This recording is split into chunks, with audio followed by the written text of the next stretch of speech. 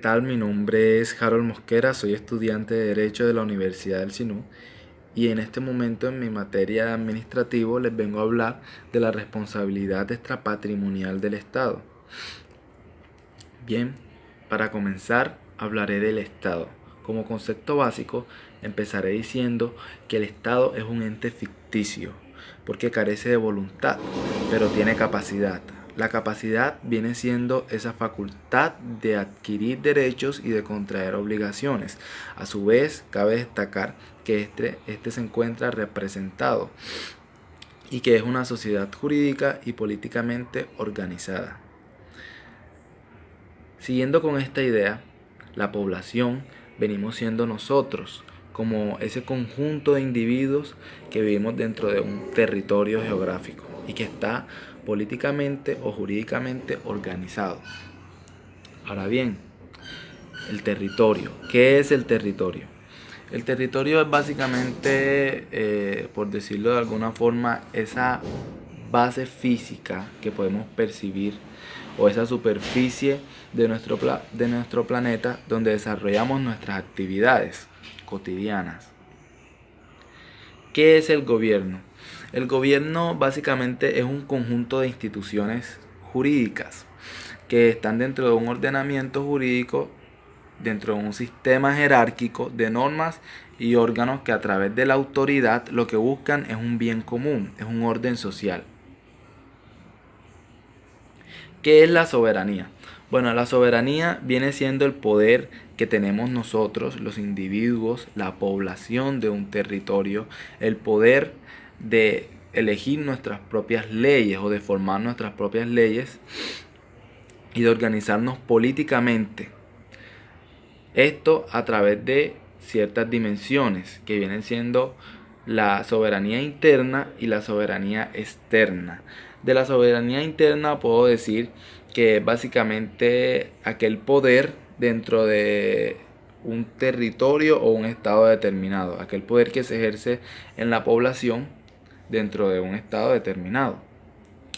Y de la soberanía externa, pues recalco que es aquel poder que es independiente o que se da en estados diferentes. Bien, ahora bien, un tema muy importante en nuestra materia de administrativo es la evolución histórica que ha tenido la responsabilidad del Estado.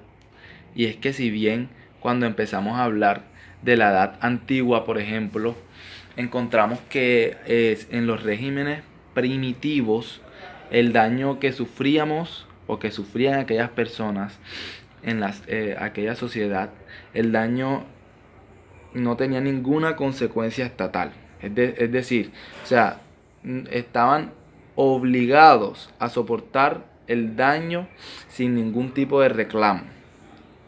¿Por qué? Porque existía lo que se llama poder absoluto, que si bien se vio reflejado, por ejemplo, en el príncipe, con lo que se llamaba el poder divino, si no estoy mal, estuvimos hablando en la clase.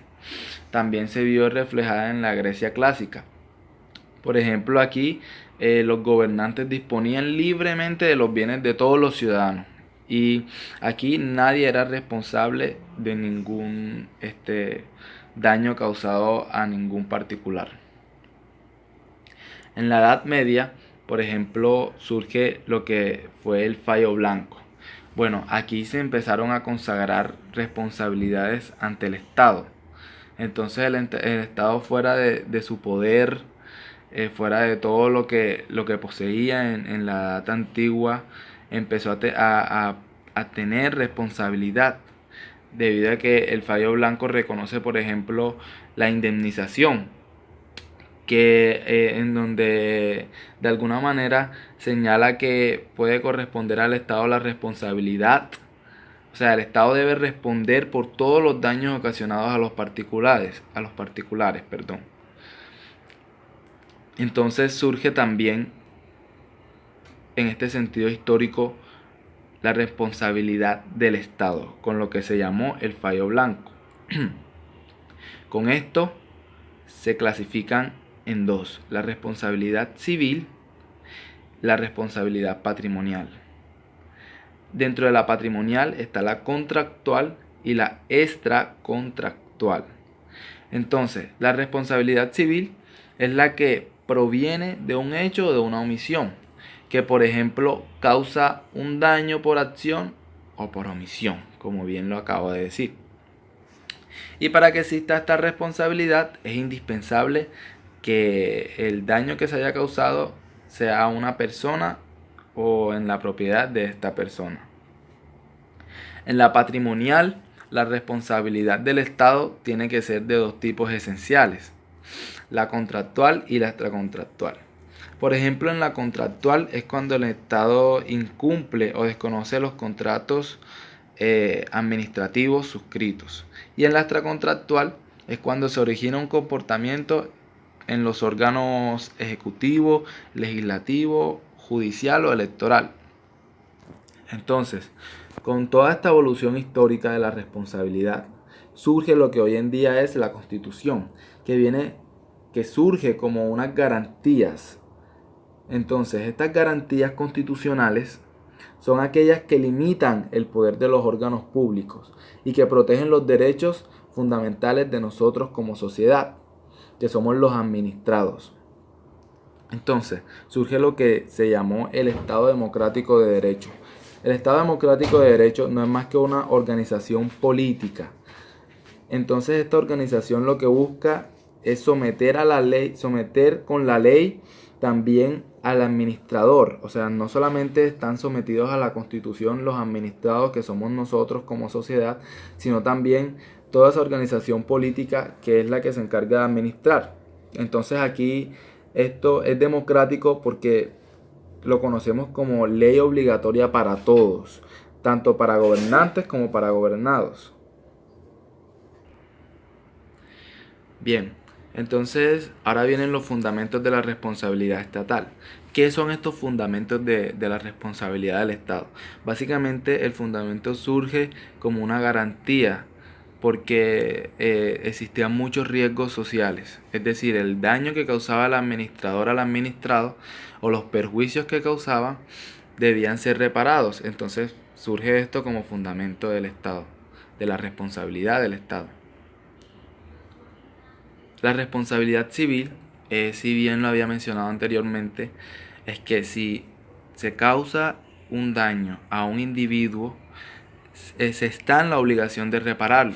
Por eso existe lo que se llama tutela contra los daños, o sea, es la que pertenece a la tutela civil de los derechos. Entonces existen dos clases de responsabilidad civil, la subjetiva y la objetiva. La subjetiva es el acto que yo realizo con dolo o con culpa. O sea, yo como sujeto generador del daño causo el daño con dolo o con culpa. Entonces es la relación entre ese dolo y esa culpa y el daño causado.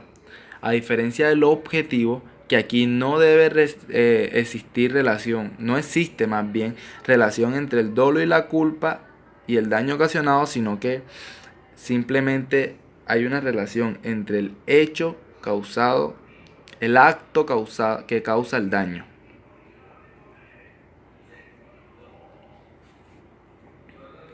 Entonces existe una responsabilidad extracontractual del Estado que se da por dos elementos, que viene siendo el legítimo y el ilegítimo. Entonces dentro del legítimo encontramos que, bueno, bien, el Estado está cumpliendo con todas sus atribuciones legales, pero aún así, a pesar de regirse por todos los parámetros establecidos, causa daño al administrado. Dentro del ilegítimo es cuando el Estado, por el contrario, no realiza las cosas siguiendo los parámetros establecidos y por eso causa daño. Entonces, ¿qué es el daño? Bueno, el daño yo lo defino como la destrucción o el deterioro de los bienes materiales o inmateriales de nosotros como individuos. Entonces debe existir una relación entre causa y efecto. Es decir, debe existir una relación directa e inmediata de causa y de efecto entre la conducta atribuible al Estado y el daño que éste mismo ocasiona. Ahora bien, dentro de la responsabilidad del Estado por omisión, es la que ocurre cuando el Estado o su consecuente lesión genera lesiones, valga la redundancia, en los bienes de los ciudadanos, y esto genera responsabilidad en el Estado. Existen ciertos requisitos. Uno de los requisitos es la omisión, es decir, la abstención o la falta de obrar por parte del Estado. Es una omisión antijurídica, por llamarlo de alguna manera. Entonces, aquí pues, siguiendo con esta idea, la responsabilidad extracontractual del Estado por los actos de la administración pública existe por actos legislativos. Es decir, cuando el legislador o el Estado causa daños con una ley específica, o puede ser independientemente si es constitucional o no la ley, cuando causa daño. La responsabilidad extracontractual del Estado por actos judiciales. El fundamento para este es la responsabilidad por el ejercicio, por una actividad judicial que se encuentra en los principios del Estado, o que se produce por un ejercicio irregular o ilegítimo, o algún grado que tenga inconvenientes de los magistrados o funcionarios empleados y que genere perjuicios efectivamente en los ciudadanos. Ahora, dentro de la jurisdicción internacional está la sentencia del CIDH, que es aquella que forma parte del bloque de constitucionalidad de la Constitución política. Entonces, procedimiento ante la comisión. Cualquier persona natural o colectiva reconocida en un Estado miembro puede presentar la Comisión Interamericana del DDHH denuncia o queja por violación a la Convención por parte del Estado.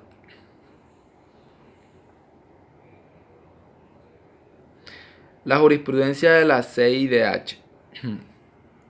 Bien, aquí pues básicamente vendrían siendo el daño material y el daño inmaterial. El daño material viene siendo ese detrimento patrimonial en los bienes, como bien se entiende en el mismo concepto o en la misma palabra, en los bienes del individuo.